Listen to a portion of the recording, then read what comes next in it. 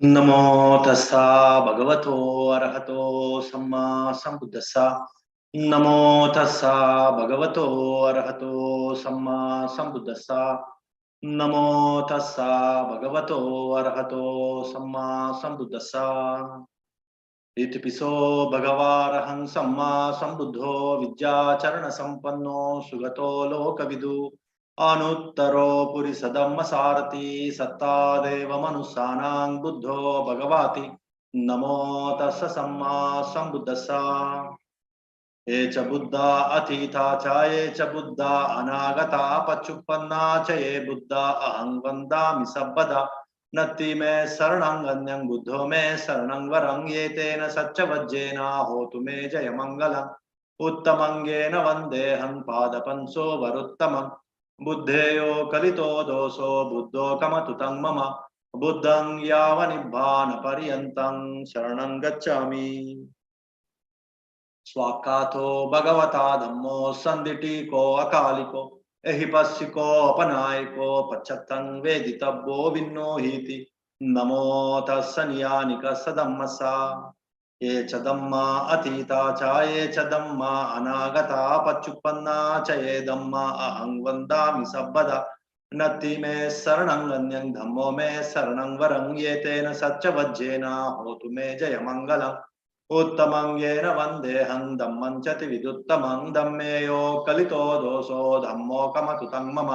धम्मं यावनिब्बानपर्यन्तं शरणं गच्छामि। सुपटिपन्नो भगवतो सावकसंगो उजुपटिपन्नो भगवतो सावकसंगो न्यायपटिपन्नो भगवतो सावकसंगो सामीचिपटिपन्नो भगवतो सावकसंगो। यदिदं चत्तारि पुरिसयुगानि अट्टपुरिसपुग्गल एषा भगवतो सावकसंगो। आहुनेयो पाहुनेयो दक्षिणेयो अंजलिकरणीयो अनुत्तरं पुण्यकेतं लोकस्याति। नमो तस्स अट्ट अर्य पुग्गला महासंगसा। ये च संगा अतीता च ये च संगा अनागता पच्युपन्ना च ये संगा अहं वन्दामि सर्वदा। नत्ति मे शरणं गण्यं संगो मे शरणं वरं ये तेन सच्चवज्जेन होतु मे जयमङ्गलम्। उत्तमङ्गेन वन्देऽहं संगं च विदुत्तमं।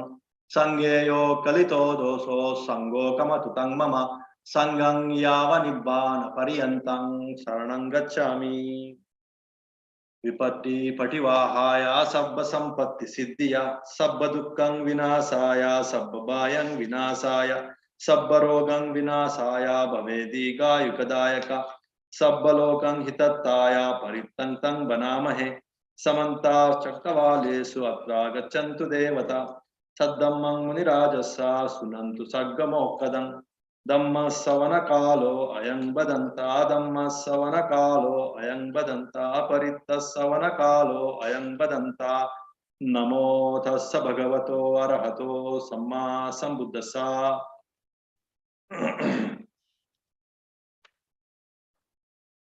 पुनश्च परं भिक्खवे भिक्खु धम्मेषु धम्मानुपस्सि विहरति सत्तासु भोज्जङ्गेषु कथञ्चापन भिक्खवे भिक्खु धम्मेषु धम्मानुपस्सि विहरति सत्तासु भोज्जङ्गेषु इद भिक्खवे भिक्खु सन्तं वा अज्जत्तं सति सम्भोज्जङ्गम्।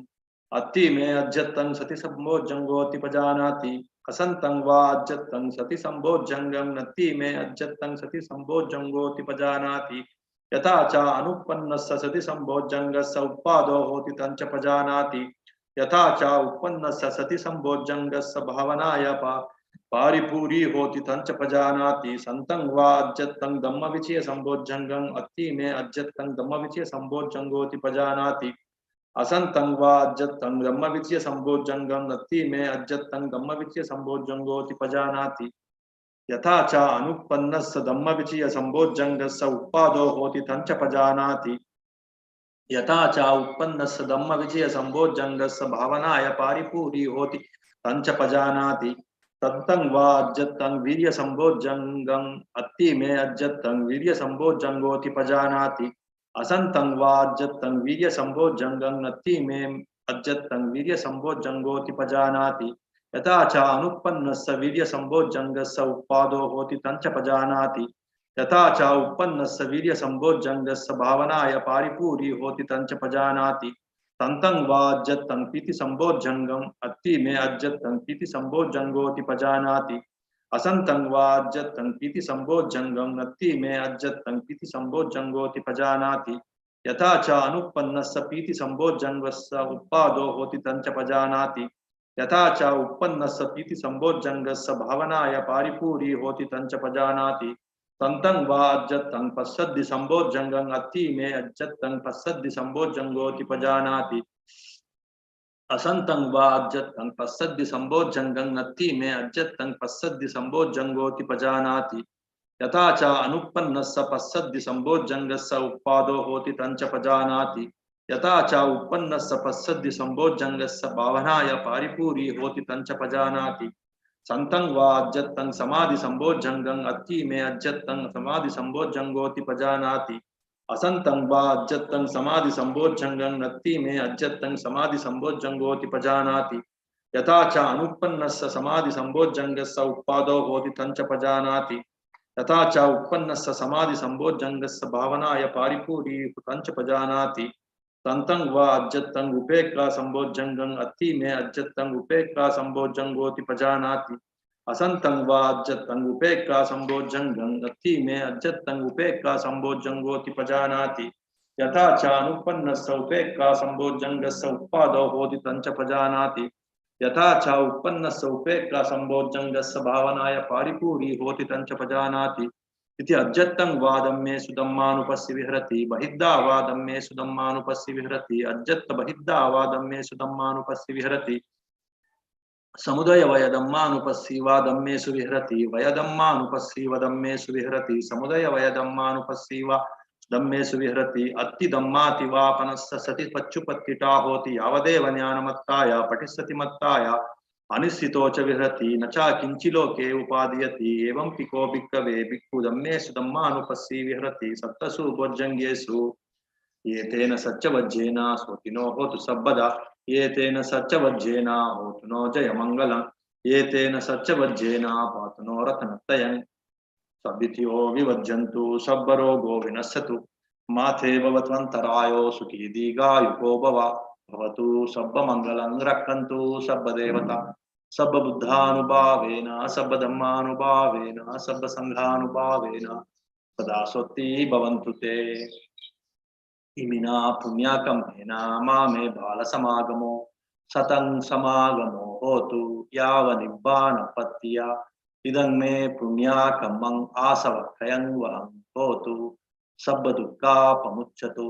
निब्बान संपच्चयो होतु साधु साधु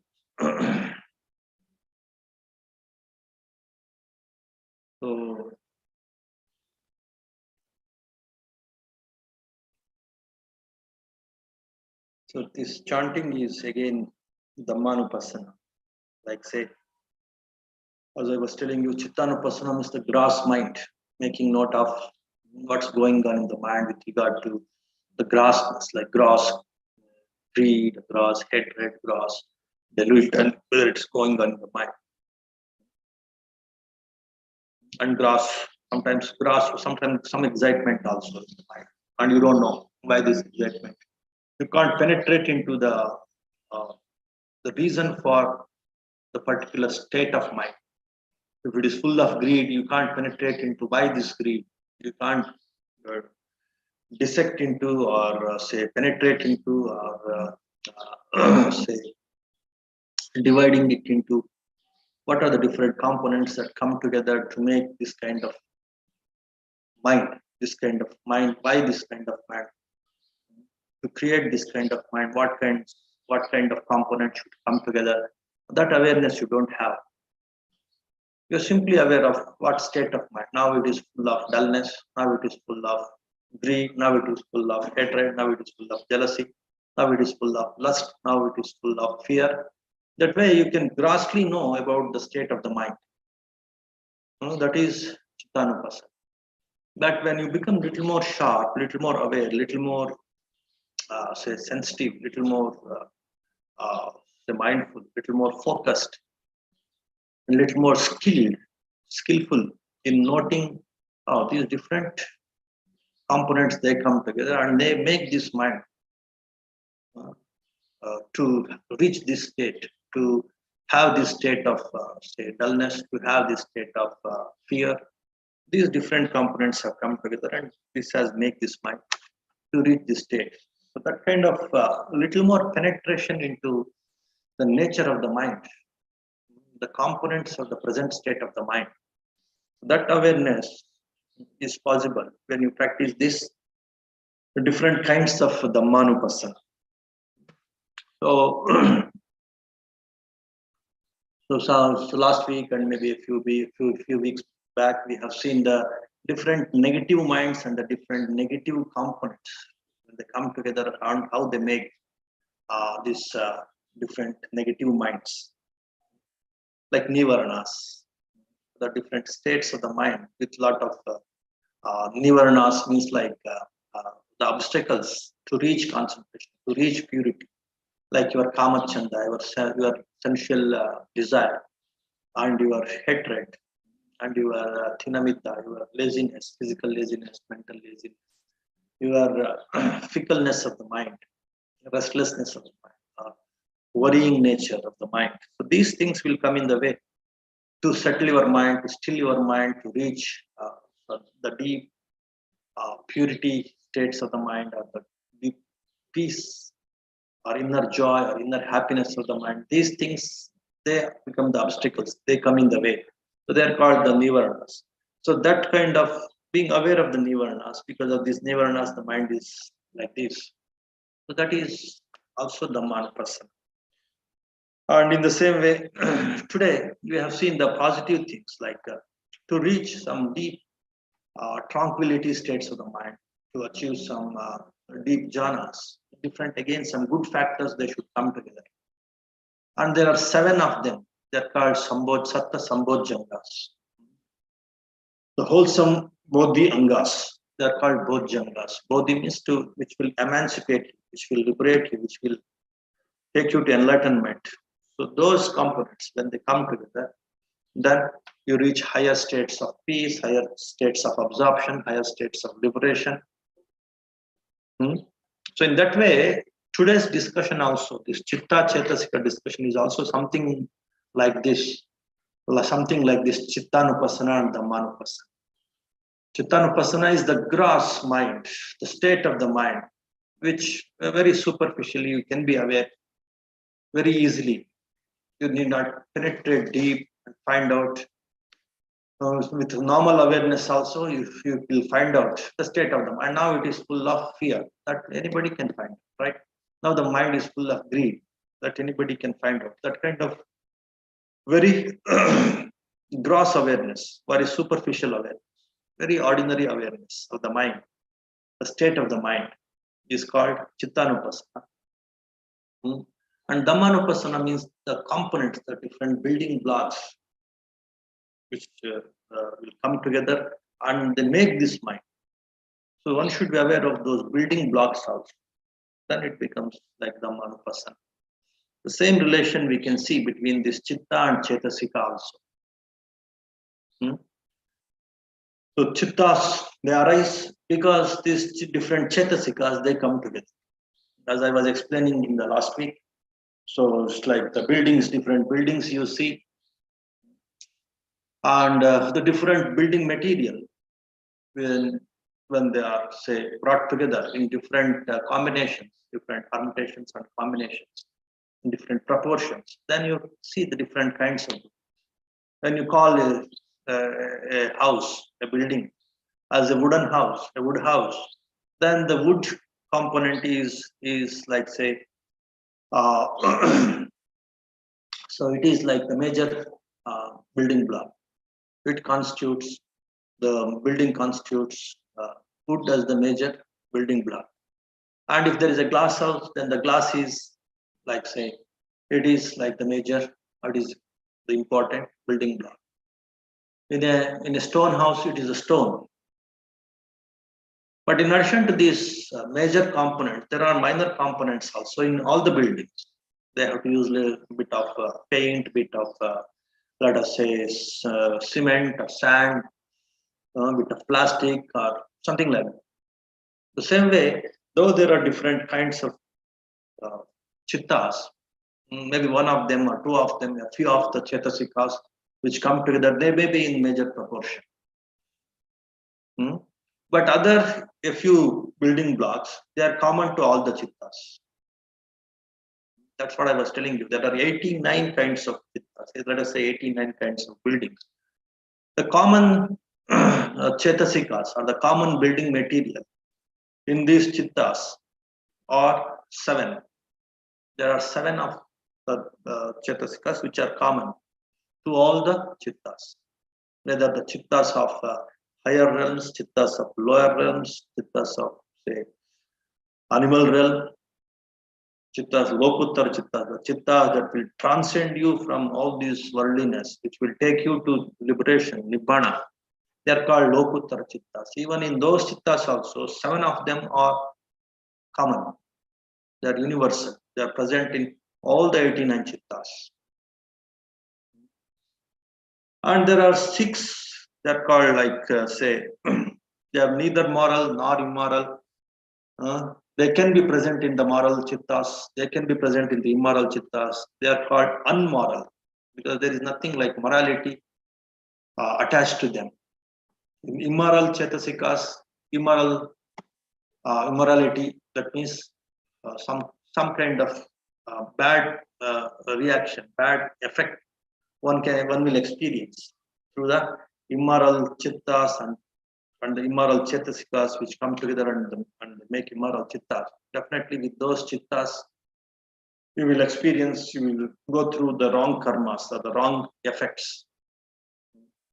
With the moral chittas, which are full of, or mainly which are constituted of by these moral components, they yield the good results. But there are a few chetasikas which may be present either in moral chittas and also in the immoral chittas. In the lower levels of beings, like maybe human beings, like animals, hellish beings. In those beings also, that kind of chetasikas may be present. And in the very superior, even in the lokuttara chittas also, some chetasikas may be present. Whether they are moral chittas or immoral chittas, those unmoral, without any morality attached to them. Such kind of chetasikas are called pakinnaka or unmoral mental concomitants or chetasikas. That way you can remember they are 6 in number. And again, so in these 52 total number of chetasikas, 52 building materials. 7 are common to all the chittas, all the 89 chittas. 6 are, say, they may be present in both moral chittas and immoral chittas. They are called pakinnaka or unmoral chetasikas. And again, there are some immoral chetasikas. They are unwholesome. So those immoral or unwholesome chetasikas, they are 14 in number. If their proportion is, say, high in a chitta, then that kind of chitta is called an immoral chitta. So let us say if the proportion of wood is more in a wooden house, then you call it as a wooden house, right? In a house, if the wood is in the major proportion, then it is a wooden house. The house where the stone is in major proportion, it's called a stone house. In the same way, in the immoral chetasikas are more, if those chetasikas come together and if they make one chitta, then it becomes an immoral chitta. Those immoral chittas, immoral consciousness, they are present in the lower realms, because with the immorality, one will take birth in the lower realms, even in many of the human beings also. Of course, they say in human realm there is both morality and immorality. But most of the times we experience immoral chittas also. The chittas full of greed, full of hatred, full of delusion, full of worry. These chittas also we experience. And that is there among animals and other lower realms also, where a lot of ignorance may be there, a lot of fear may be there among animals. So there are immoral chittas, where the proportion of immoral chetasikas are more. And if you go higher in this cosmology, like in this cosmos, so above this human realm, let us say there are divine realms, as I was telling you last time. There are 6 divine realms. There, the moral chetasikas and the proportion of moral chetasikas is high. That's why they have the moral chittas. And in Brahmic realms, they have much more superior moral chittas with more proportion of moral chetasikas. And in Lokuttara chittas, the wisdom is very, very predominant. The delusion is very less. And of course, wisdom is a moral chetasika, panya, panya. And the ignorance, the moha, the delusion is the opposite of it. And of course, ditthi, delusion, all these things they come under they're one or the other form of ignorance. And their proportion is less. And in the Lokuttara chittas, the panya, the wisdom proportion is more. And they are full of so many other moral chetasikas also. That's why those Lokuttara chittas are full of moral chetasikas. That's how they are moral chittas. They liberate you. They completely emancipate, liberate you from all these different realms. Because in all these different realms, there is at least some amount of suffering, some amount of ignorance, some amount of bondage is there. Even in the Brahmic realms or in the Arupa Brahma realms, the divine realms, the human realms. So relatively, the moral component is more. Moral concomitants number, moral chittas are relatively more than when compared to the animal realms and the lower realms. But to progress in wisdom, when you progress in say your understanding, right view, wisdom, then your say immoral chetasikas, they take back seat, and the moral chetasikas, they take front seat, and they come together quite more often, and they constitute the moral chittas, and you progress in this, say, uh, in this cosmology, in these different realms of existence. You go to superior realms of existence. And if that's with superior realm, with your superior mind, if you die, then you take birth in that superior realms. That way, so this human realm is very, very suitable to develop the mind because, say, you with good teachers in the human realm, even the Buddhas take birth in the human realm, they become Buddhas and they teach the human soul. Before they teach the divine beings and the Brahmic beings, they teach the human soul because they have taken birth in the human realm. Why they take birth in the human realm? Because this is congenial to experience both suffering and happiness. And when both suffering and happiness is there, then automatically your wisdom will develop. It is congenial to develop the wisdom. That kind of realm, that kind of plane of existence where both suffering and happiness is there, then the mind becomes more sharp. When it is experiencing the suffering in the form of kicks from the world, then you think of, then the mind becomes a little sharp and it will start thinking about how happiness one can get, what are the ways and means to achieve happiness. Then the mind becomes more alert. And in that way, one will develop more wisdom. Because of that reason, even the Buddhas, Bodhisattvas, many times they take birth in the human realm to develop their mind, to develop the wisdom, very authoritative. So in that way, so one will progress in this moral concomitants. They bring in moral concomitants to meditation, to punya, to these wholesome actions, punya kriyas, meritorious actions, and that's how the mind will start say, becoming a superior mind or wholesome mind or some moral mind, because more and more moral concomitants you start bringing them together when you are indulged in, when you are into what is called these meritorious actions, into this meditation, into this spiritual growth.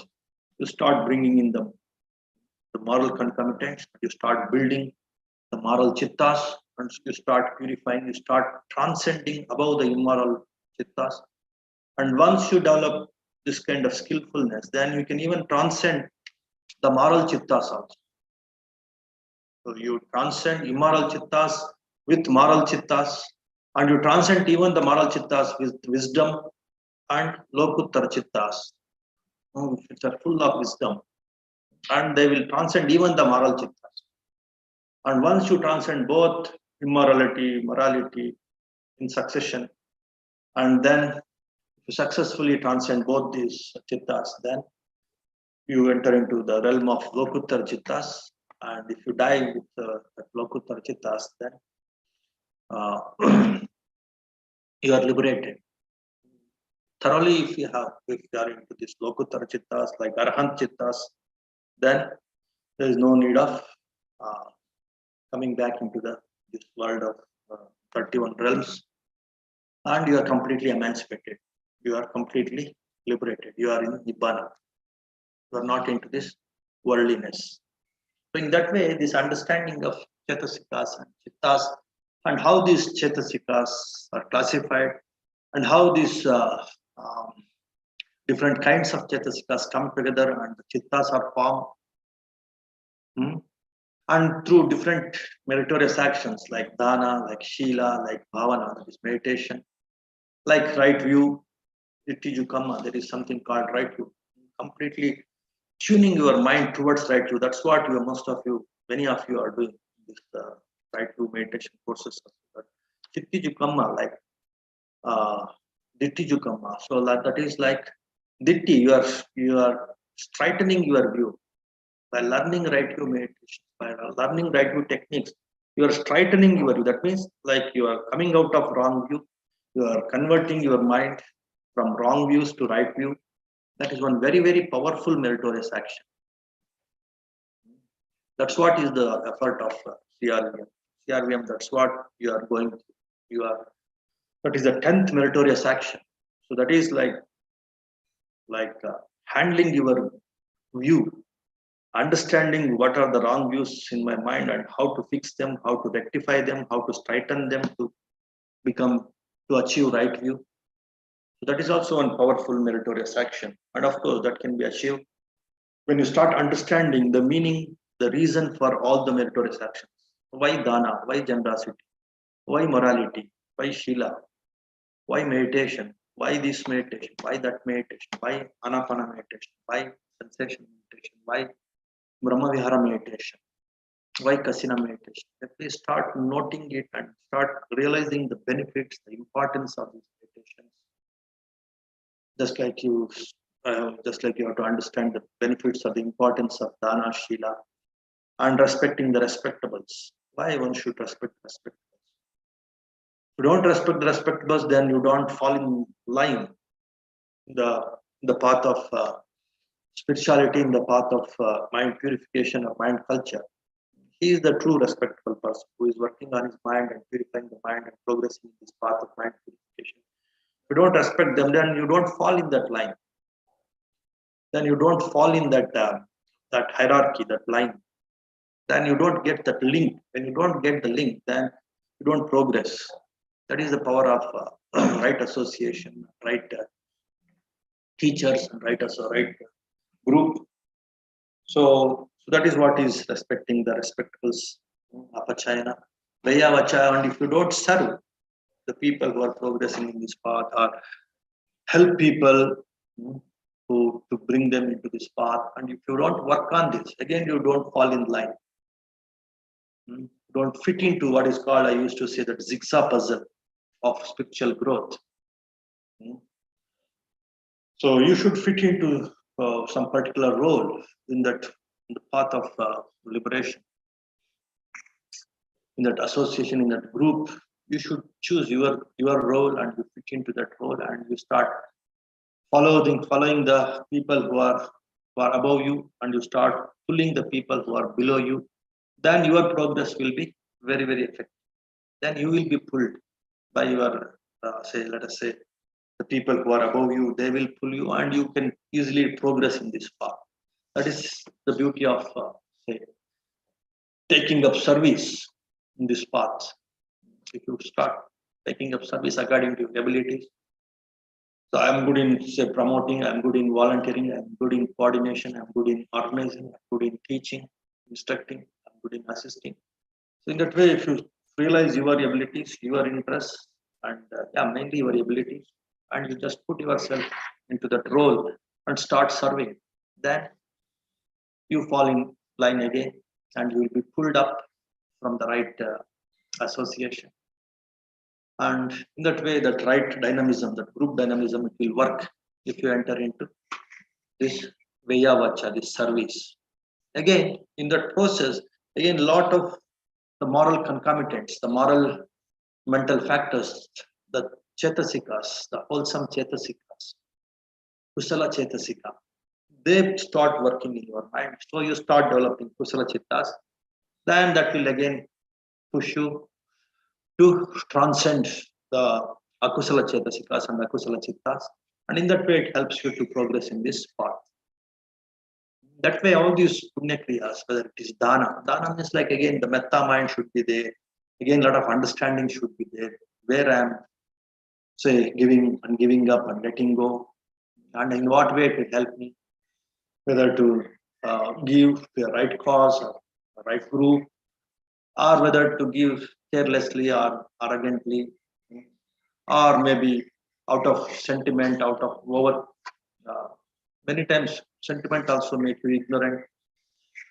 So all these causes and conditions, understanding, reasoning, if you can bring in to all these meritorious actions, then automatically your intelligence, your wholesome mental concomitants, they will increase. And they create more wholesome chitta. That's why divine beings, they are called, they are actually very generous beings. If you develop a lot of generosity, then there is a possibility of dying with that generous mind only, that kusala chitta of giving only. And that kind of giving mind at the time of death, which you should have practiced the whole life, then that kind of giving mind will come to your rescue at the time of death. And if you die with that giving mind, then you will take birth in the divine realms or in the human realms, where you have a lot of, say, uh, supporting conditions where you can continue that giving. Like you will become a rich person, because when you are very rich and wealthy, then you can practice that giving. So in that way, so to pool those moral concomitants, so these punya kriyas will definitely help. Then Shila, when you practice Shila, then you have to understand why non-killing, why non-stealing, why not indulging in sexual misconduct, why not lying, why not taking intoxicant, what are its consequences. With all these thinking, or maybe sometimes with faith also, with right faith or with strong faith in the right group and right knowledge. If you start practicing this, again, a lot of positive mental factors, they come together and they will create the wholesome chittas, the moral chittas. And again, they will push you to progress in mind purification and also in this cosmology.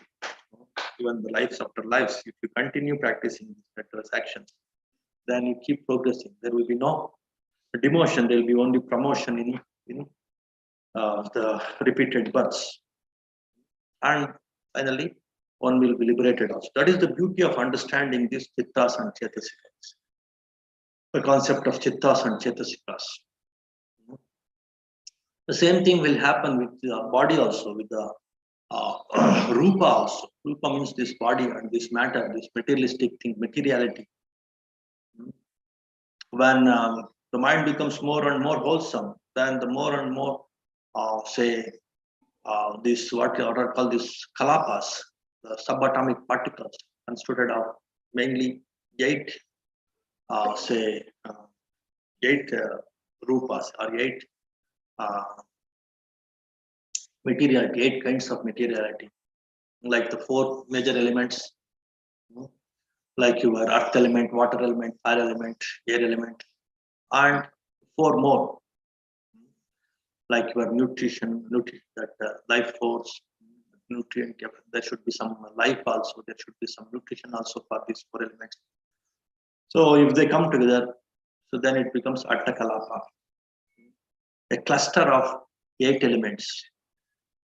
And there are Navakalapa, Dasakalapa. There are some clusters, some materiality with 9 elements, with 10 elements also.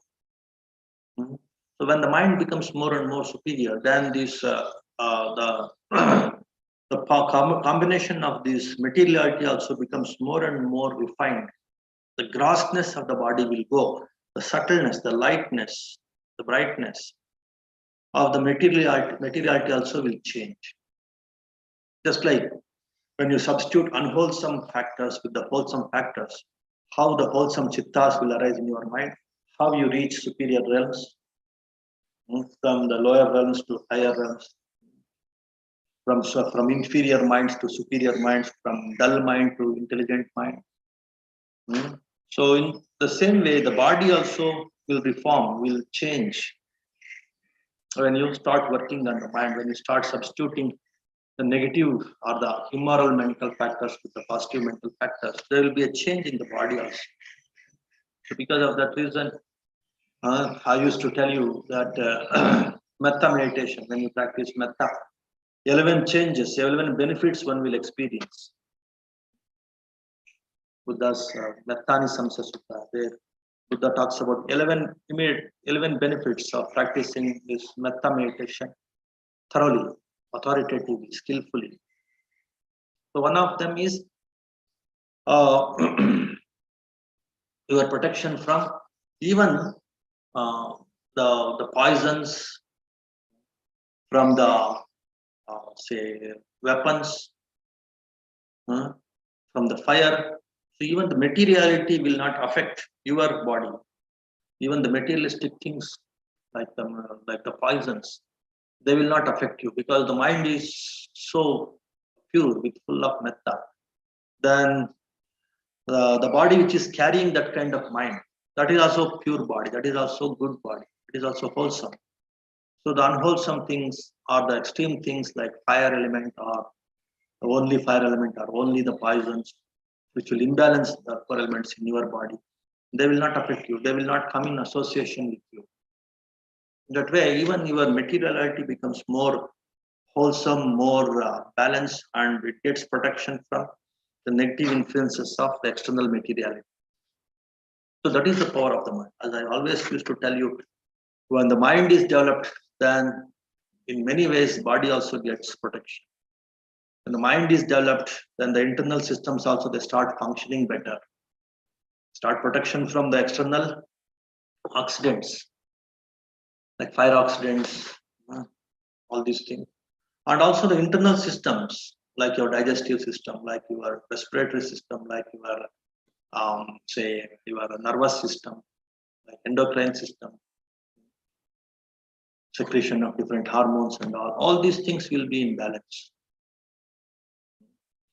In that way, the understanding of these chittas and cetasikas and how the negative mental factors can be substituted, so that you can build the positive chittas or wholesome chittas, and how it will help you in achieving the health, mental efficiency, the mental skillfulness, sharpness, awareness, and how it is helpful here and now in this life, and also hereafter in the subsequent lives.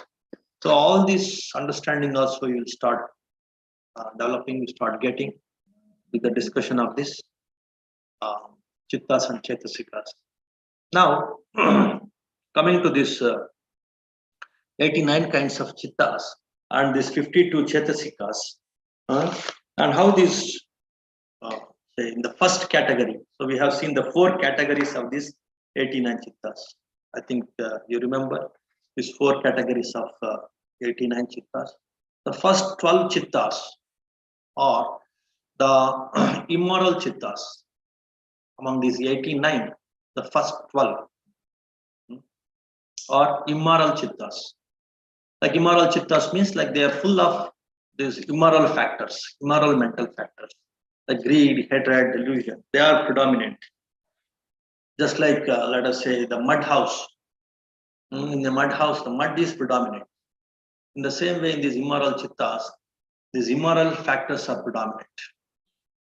So such kind of chittas are very much seen in the lower realms, like in the animal realms, the fear and the ignorance is predominant, and in the ghost realms, spirits of the ghosts,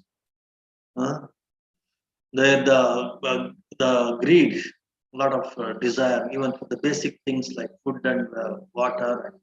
For these basic things, there's a lot of say, desire, a lot of attachment, and a lot of suffering because they don't get it. So that kind of strong desire for the basic things, like food, water. So that you can see that greed is seen in the ghost terms. And again, we can see this immoral chittas full of this greed in such kind of beings. And in demons, where always their mind is full of hatred, always they feel like fighting and being aggressive and violent. So such kind of beings like these demons, asuric beings, their minds are full of this hatred. So that way in these lower realms, these 12 akusala chittas, full of this lobha, dvesha and moha, these three major immoral factors, they come together in major proportion and they form the chittas. So they form these chittas, the consciousness, the minds.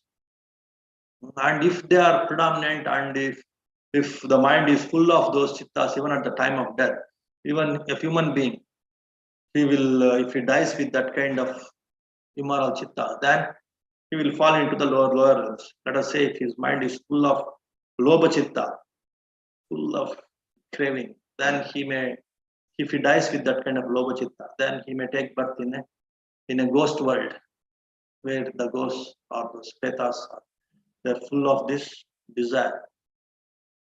And if a person dies with a lot of hatred and anger, then he may take birth in a demonic world, let us say. In hellish world also, all these three are predominant: greed, hatred, and delusion.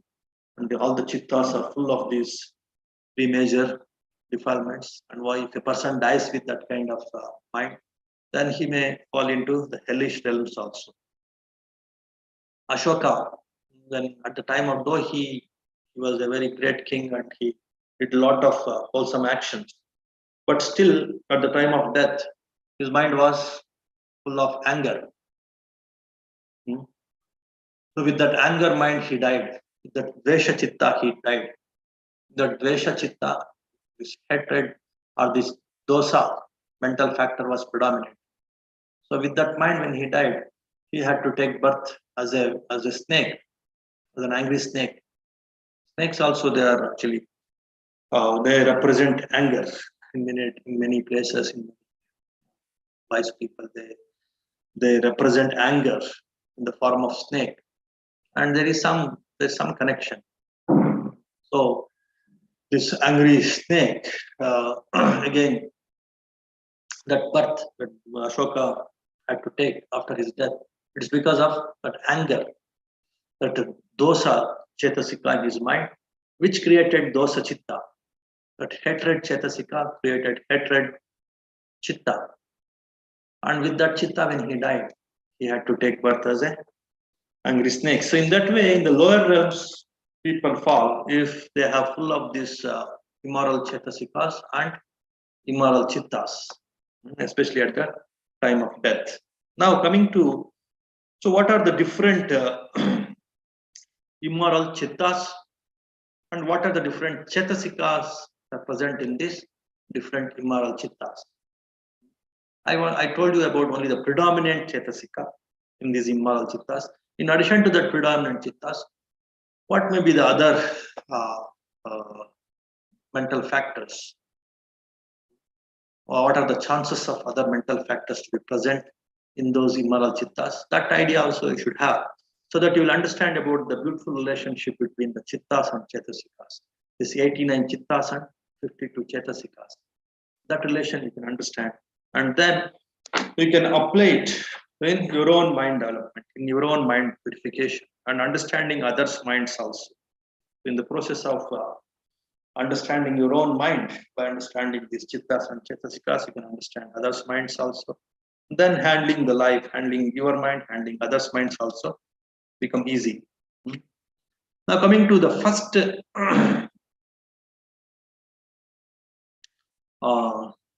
immoral chitta. So it is called, so it is say defined as in Pali language, of course, there is no need. It will be more confusing. In English only, I will tell you, so that easily comprehend.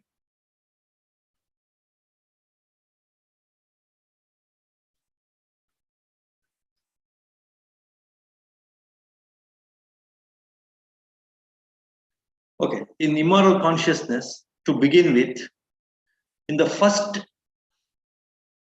unprompted consciousness, 19 mental states enter into combination, namely the 7 universal Cetasikas I told you, they are present in all the Chittas. Those 7 are present even in the first 8, or of course, all the immoral Chittas also. There are 12 immoral Chittas I told you, you might have remembered. So all the 12 immoral Chittas, definitely they should have these 7 universal mental factors. Just like in the mud house. So all the mud houses, let us say, they are the immoral Chittas. So in the mud house, there should be a little bit of, let us say, some stone is there. Let us say that stone is one immoral Cetasika.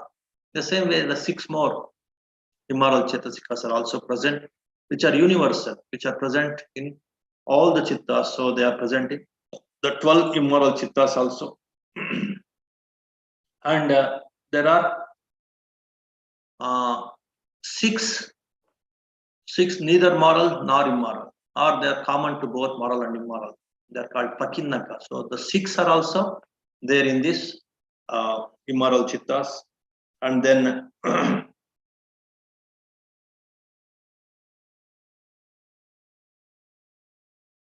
and then this Lobha is predominant. Lobha means the greed. The greed is predominant. Along with greed, there is a group of greed. Along with greed, in the 14 unwholesome mental factors I told you, there are 3 major groups. One is the Lobha group, second one is the Dosa group, and the third one is the Moha group. In the Lobha group, 4 are there. Along with Lobha, 3 more are there. The Dosa group also, a few are there. Like Issa, Macharya, like your possessiveness, your jealousy also, they come under Dvesha group. Okay. In the Lobha group, you have what is called this in addition to Lobha, you may be having some kind of wrong view also. So in that way, Lobha is actually having 3 more along with it. Dvesha also 2 more along with it. Moha also a few more. So in that way, there are 3 groups. So in these Lobha Mula Chittas, or the Chittas full of Lobha, they not only Lobha, in addition to that, 3 more Cetasikas also will be present, like wrong view and all. Okay, so when you start working on wrong view, then automatically Lobha also will reduce. Your, of course, Moha also will reduce. Then automatically what happens?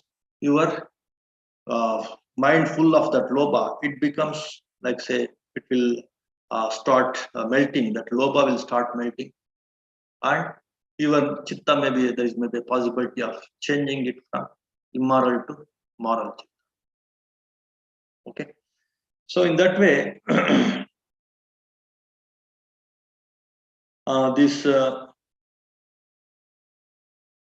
they say there are 19 Cetasikas in this the 8 immoral,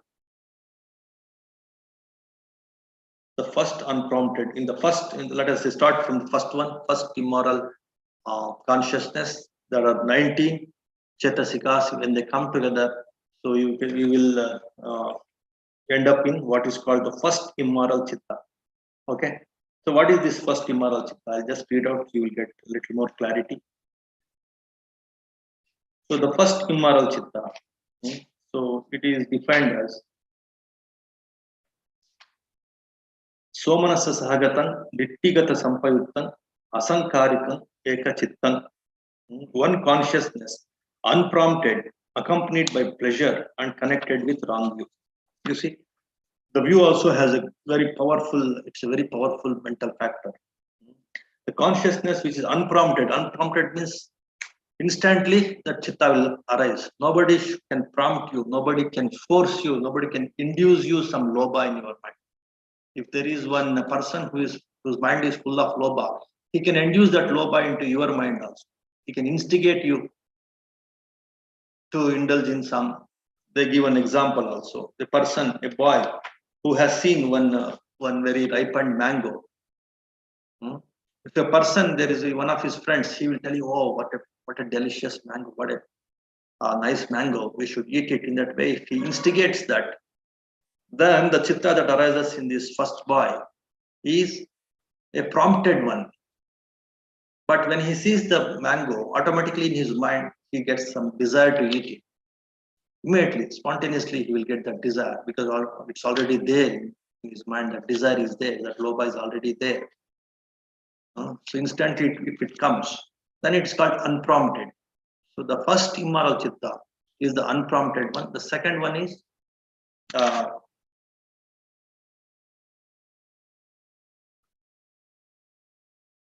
sasankarika. That is prompted one. If his friend says, if his friend induces that lobha, that greed in you, by instigating, by motivating you, then it becomes sasankarika. That means like you are prompted by your friend.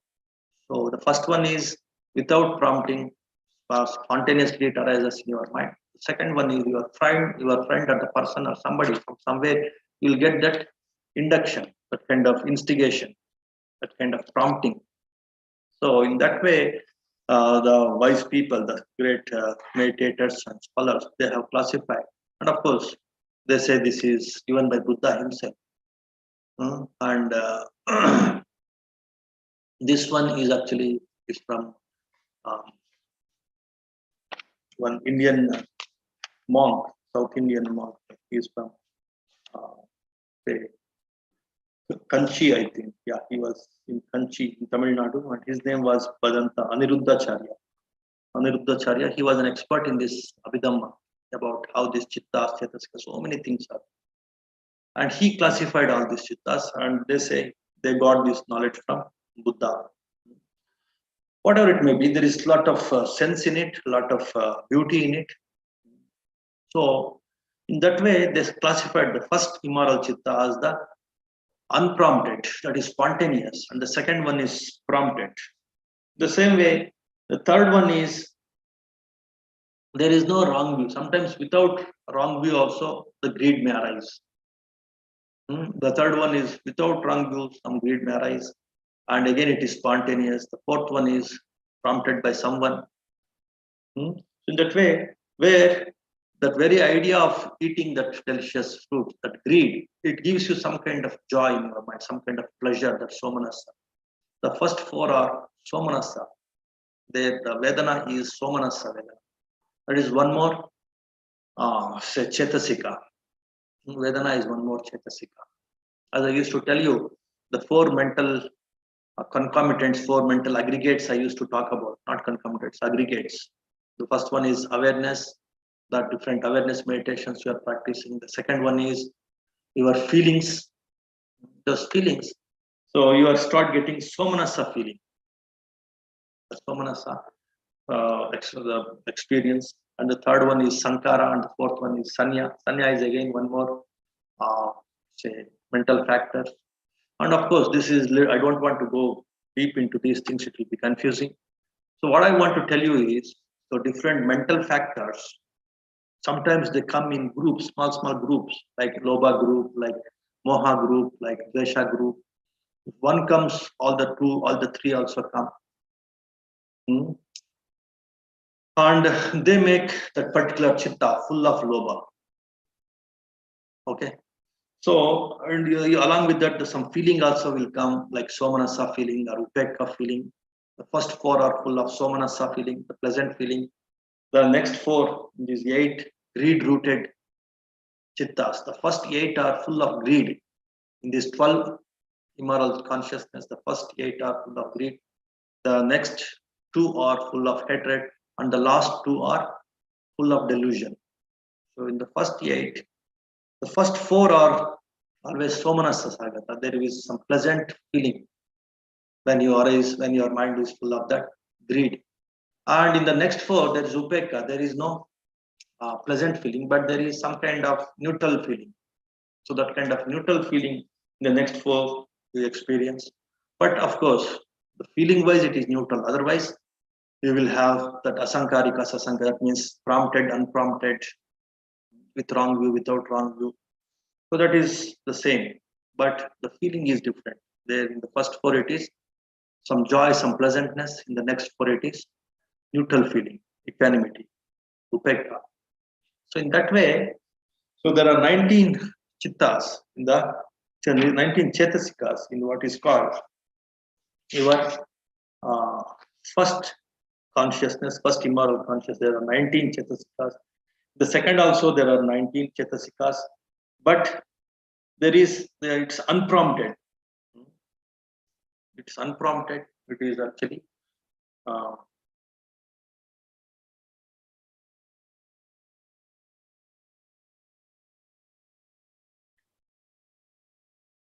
yeah. So in that way, they classify based on the different mental factors. They come together to make these chittas. So all these details, this is quite interesting, but we have to spend so much time to understand all these things. But in today's talk, we just in brief, I want to explain about the say this this process, this procedure, or this what you call these different kinds of permutations and combinations of these chetasikas, how they come together and they make these chittas. So in that way, all these greed-based chittas, they are full of say sometimes prompted, unprompted, sometimes full of wrong view, sometimes without wrong view also, sometimes full of joyful feeling, sometimes neutral feeling. So all these 8 greed-rooted chittas arise in this immoral classification, immoral chittas classification. So there 19 chetasikas may be there, or 18 chetasikas may be there. So in this 19 chetasikas, they may come together, or 18 chetasikas may come together in these 8 kinds of greed-rooted chittas, and you may experience these immoral chittas. So in that way, so not all the 52 chetasikas, they have to come to create a chitta. Just like there are said 52 kinds of building material. You need not use all the building material to construct one building. So in the same way here, there are at least 19 chetasikas or 18 chetasikas. They come together. They make these immoral chetasika, immoral chittas. In the same way, in this greed, domanasa sahagata chittas. Domanasa means instead of pleasant feeling, there will be unpleasant feeling in the mind. That is because of dosa predomination, because of hatred. When this hatred, say, chetasika is there in your mind, 2 kinds of chittas will arise. One is your 9th one and the 10th one, where one is prompted, the other one is unprompted. So unprompted one, spontaneously it will arise in your mind because of your dosa, and because of someone else's dosa, it get induced to you, and you may develop that kind of chitta full of domanassa, ill feeling. That ill feeling is because of your hatred. That way, there are 2 kinds of dvesha or hatred rooted chittas. So in that way, there are now 10 unwholesome chittas, 8 greed rooted, 2 hatred rooted. So hatred rooted chittas, they arise maybe because of your spontaneous say, hatred in your mind that arises, or someone else's hatred may induce into your mind, or they may prompt you again to develop that hatred rooted, that ill feeling chitta. Okay. And in the Loba, it may be joyful feeling or neutral feeling chittas. There are 4 joyful feeling greed rooted chittas, 4 neutral feeling greed rooted chittas. But here there is no neutral feeling chitta in domanassa or in hatred rooted. There is only domanassa, always ill feeling. When there is ill feeling, there is no neutral feeling in the hatred. It is because of hatred. Hatred will not create neutral feeling.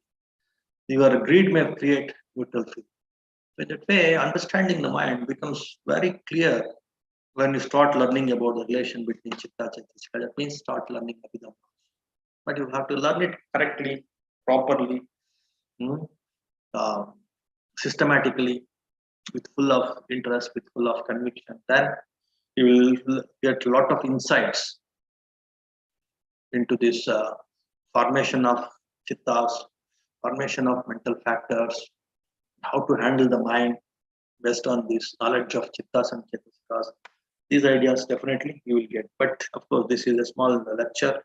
This should be dealt as a course for 3 months, 6 months, 1 year. Then you can correctly understand these things intellectually. Then, and along with that, if you practice meditation, then they supplement, then they complement each other. Then your understanding of the mind and development of the mind will be more efficient. Then the last 2 immoral chittas, full of ignorance, full of delusion. So those chittas, there the feeling is neither somanasa nor domanasa, neither ill feeling nor pleasant feeling, nor say joyful feeling, pleasant feeling or joyful feeling. But it is upeka only, it is neutral feeling only. In the minds full of delusion, there will be neutral feeling only. There will be neither say ill feeling or unpleasant feeling or pleasant feeling. And what happens there? So again, vichikicha, either because of your doubt, you may get that moha mula chitta. Moha mula chitta means the mind full of delusion. The delusion may be because of your doubt, or your delusion may be because of uddacha sampayutta. Uddacha means restlessness, fickleness of the mind. If the mind is full of fickleness or restlessness, that is also because of your moha delusion. And if the mind is full of doubt, that is also because of delusion. And this kind of delusion, uh, rooted chittas, these 2 delusion rooted chittas, the predominant mental factors are either doubt, vichikicha. Vichikicha is a mental factor, or it is uddacha. Uddacha means restlessness or fickleness of the fickleness, if it is predominant as a mental factor. So that will also lead to the formation of one kind of deluded mind. That is the last one, 12th immoral chitta. And if the mind is full of doubt, that is also lead to the formation of one deluded chitta. That is the 11th immoral chitta. In that way, we should understand how these different mental factors, so they create or they come together and create what is called the different kinds of minds. Okay.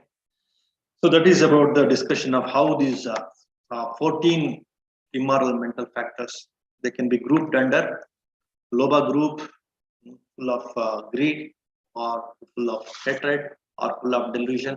If these mental factors, when they come together, if they are predominant, how these different all kinds of immoral chittas will arise. Along with these immoral factors, the other universal mental factors also they come together, they join, and in that way, that chitta will arise, that consciousness will arise. Just like I used to give the example of the vehicles, automobiles, the different vehicles, the different spare parts come together, the different vehicles they can manufacture, they can build, they can make. The same way, different building blocks, when they come together, different kinds of buildings are made.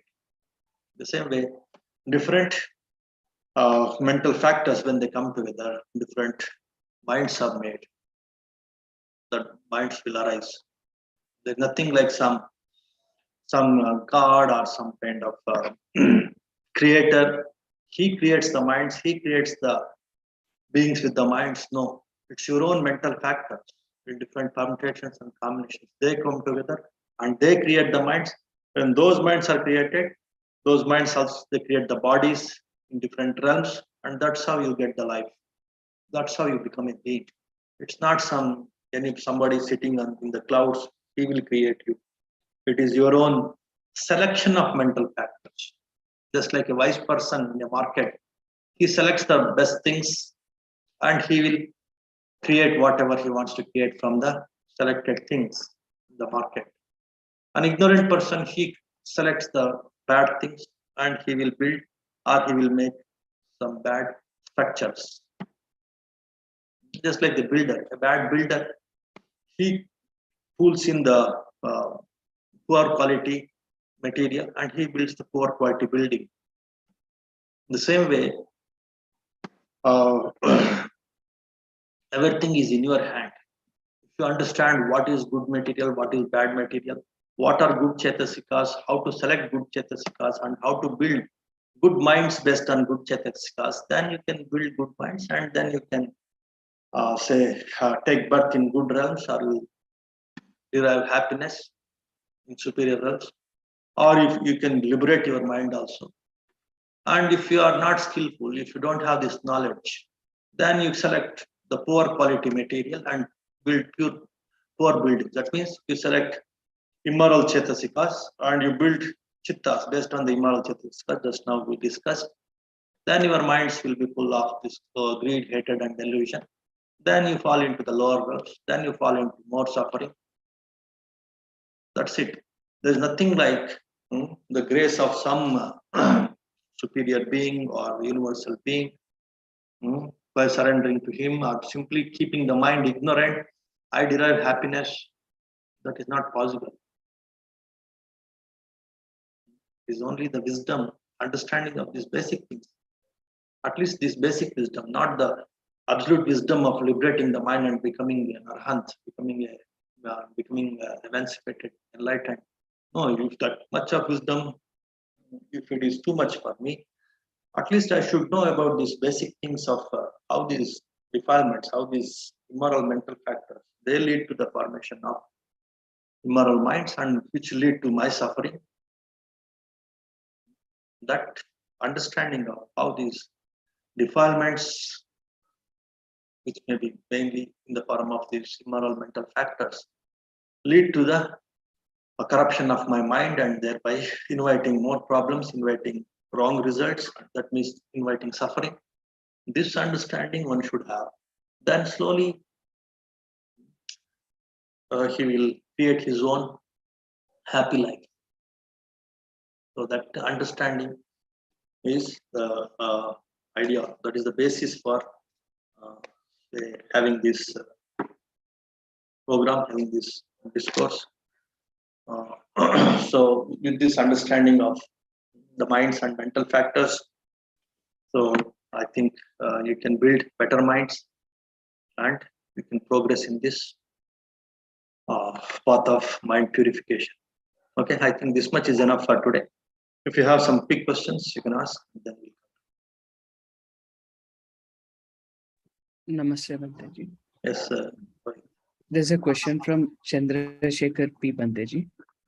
He's asking Vandami Banteji, what is the difference between contemplation and Yoniso Manasikara? Thank you. Both are same. Next question. Next question is from Radhamma Sampangi Banteji. She's asking Radhamma Sampangi. She's asking Vandami Banteji how to remove fear. Fear is also one of the mental factors, and they say fear is actually many times it is hidden, mainly hidden anger. If you are scared of something because you can't express your anger, then it will go inside and it will be like fear.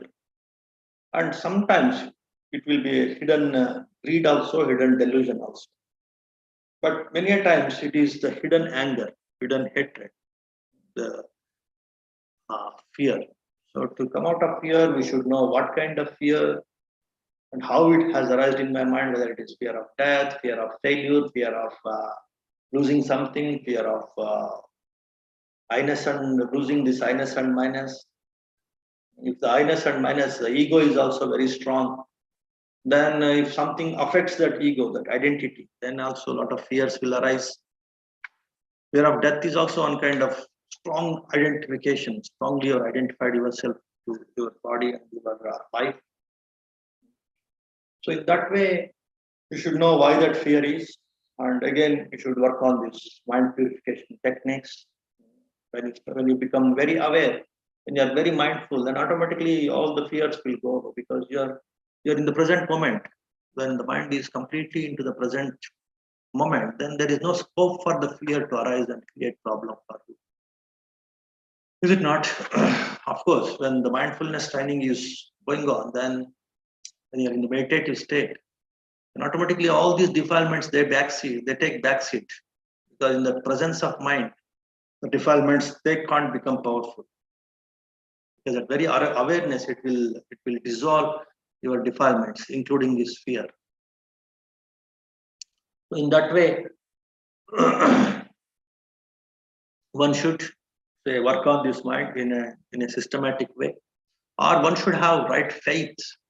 Initially, everybody will not have this systematic approach and plunge into this systematic way of training the mind. But one should have complete faith in this path, and every day, half an hour, 1 hour, keep practicing this without fail. Then automatically the mind starts becoming stronger and stronger. When the mind becomes stronger, then the fears will not corrupt you, will not penetrate into your mind, and it will it will also dissolve. In that way, some regular mental training is also required. So when if you want to keep your body fit, you have to take some proper food every day. You won't miss it. And if you want to say you should walk or you should do some physical exercise also, then the body will be fit. The same way, you should keep your mind also fit, like regular practice of meditation, mindfulness of all these right to meditation techniques, this mind purification techniques. Then automatically all these defilements like fear, like your other so many other like your jealousy, like your anger. So all these things also they take backseat. When your practice becomes more and more regular, more and more say discipline, full of discipline, if you practice these things, you give importance to your keeping the mind fit, mind strong, focusing on your work, like using these iddhipadas, focusing on brahmaviharas. In that way, in all these integrated approach to purify the mind, if you practice them every day, then automatically all these defilements, the stains of the mind, the purity and the impurities, they don't go together. More and more time, if your mind is involved in purification, in purity, then there is no scope for this impurity like fear and all to dominate you, to dominate your mind. Just like when these unwholesome factors are there, then unwholesome minds, then suffering. When you work on the wholesome factors by this regular meditation, regular meritorious actions, like taking precepts and doing some service and like this, different kinds of say promotion and coordination, volunteering and all, and doing some and conducting some spiritual programs like Punyanumodana. So all these things purify the mind, then automatically you will get some hope, you will get some inner peace, some solace, and if they keep on multiplying, then automatically fears will start melting. So in that way, one should fix the fears. One should find out why the fear, and one should intelligently also, skillfully also. One can know it's all impermanent. This will also change. This is not permanent. That kind of understanding, and with strong faith in the practice, in the teacher, in the group, regularly practicing with conviction and confidence, with hope.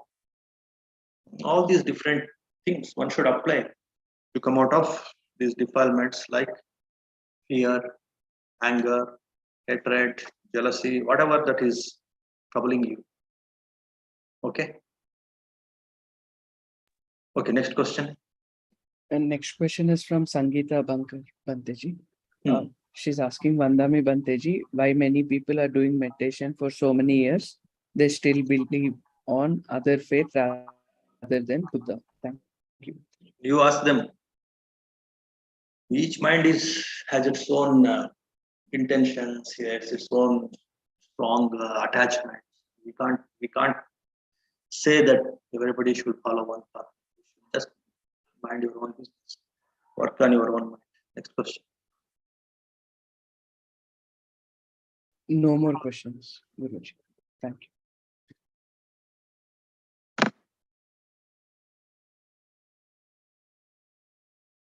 Yeah. So Yoniso Mansikara means like Yoni means like the source. You should penetrate into the source of the problem. Your contemplation, your analysis, your investigation, it should go with awareness into the source of the problem.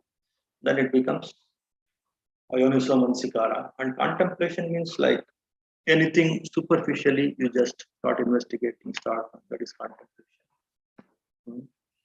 That is the difference. Then coming to this, why so many people have different kinds of beliefs? It's because, see, as I told you, there's something called Kalanima, something. Human world itself is like, it's not a matured world, see, unlike the Brahmic worlds or the divine worlds. And of course, those worlds also, like they have their own pleasures and they don't again involve in developing their mind.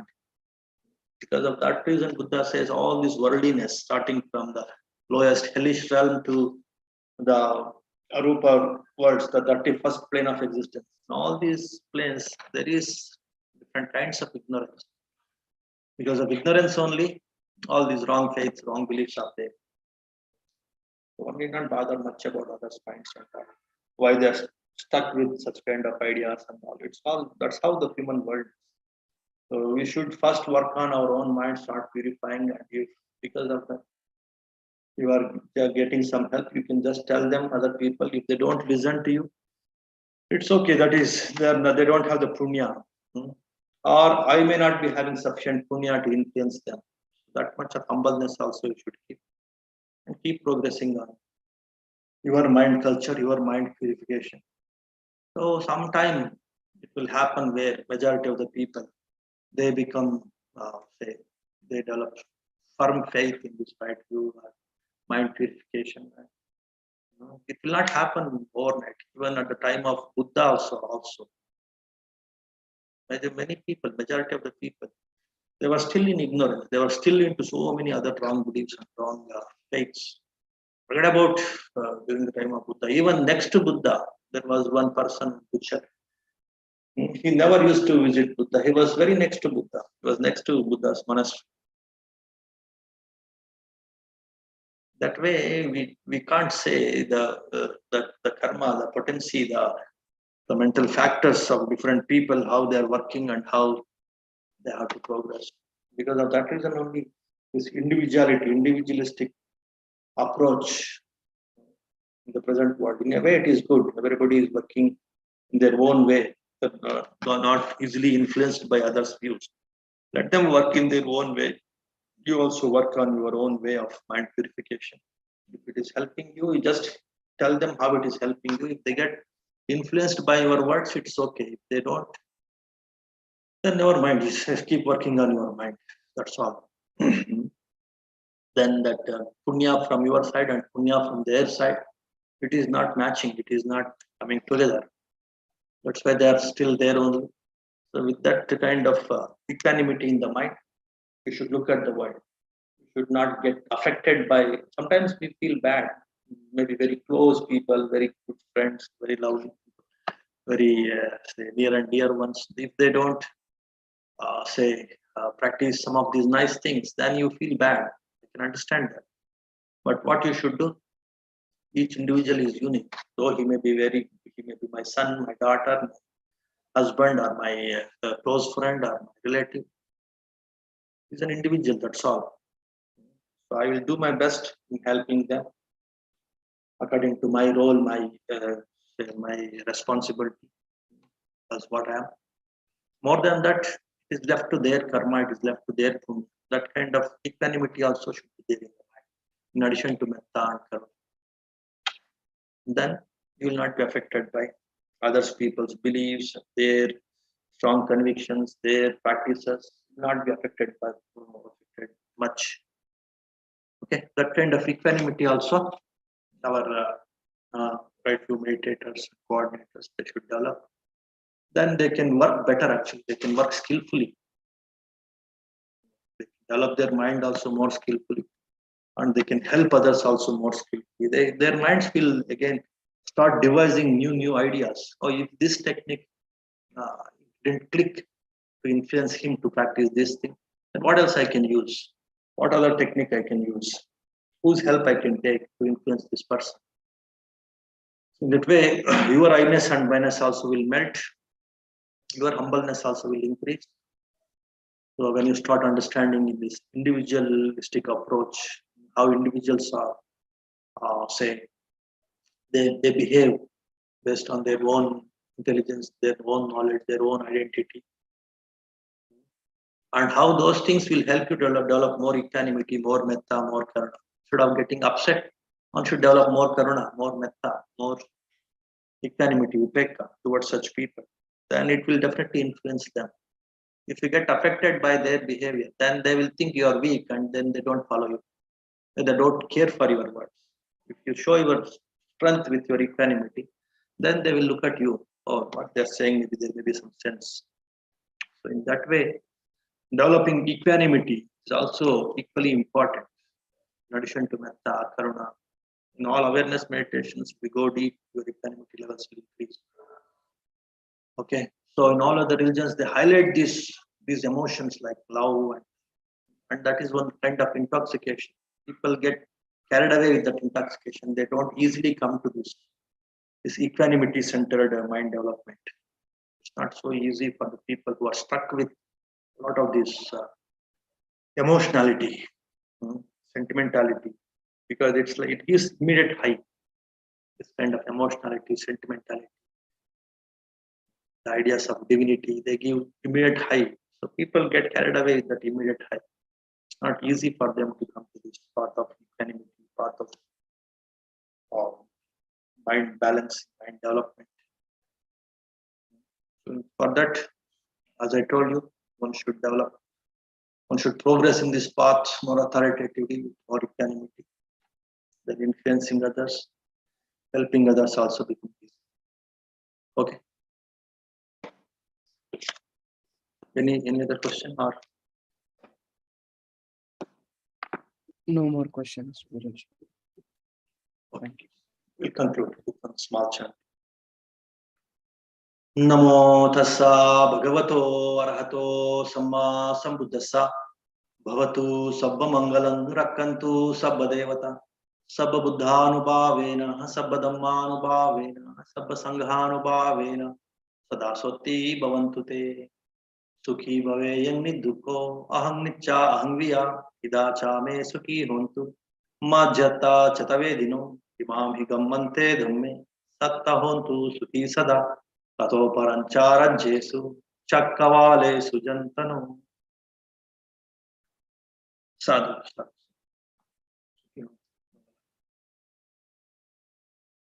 May all of you be happy, healthy, and peaceful. May all beings also be happy,